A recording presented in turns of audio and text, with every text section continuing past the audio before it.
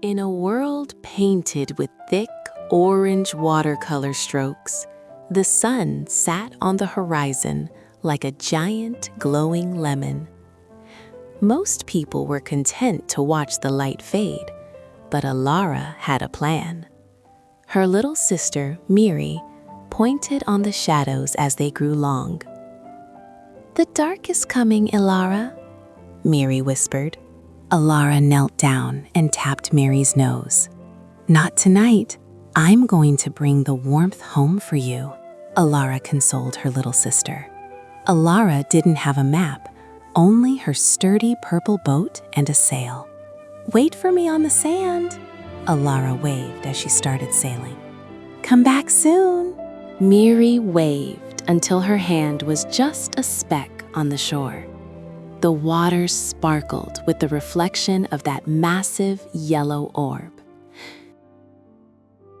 Just as the shore faded from view, the water around the violet petal began to shimmer.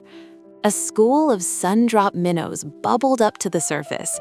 They didn't just swim, they darted like tiny wet paintbrushes, swirling patterns of bright gold and lemon yellow around Elara's hull. They giggled, a sound like glass beads hitting the deck, and nudged the boat forward, making it dance over the choppy waves. "Where go? Where go?" The minnows were curious to see her. "To the horizon, to catch the lemon sun," Elara said. "Fast, swim fast." The minnows were so excited to lead her way. They nudged the boat forward, making it dance over the choppy waves. But suddenly, the minnows scattered. The sea swelled gently. Rising from the deep indigo water was Grandfather Whale. He was as big as a mountain range and spotted with clouds. "You are a very small little voyager," a voice surprised Elara. "I may be small, but I have a promise to keep," Elara answered. The whale's giant eye crinkled in a smile. "The sun is fast, but you are faster." With a gentle push, he slid the violet petal across the surface, sending Elara gliding right to the edge of the world.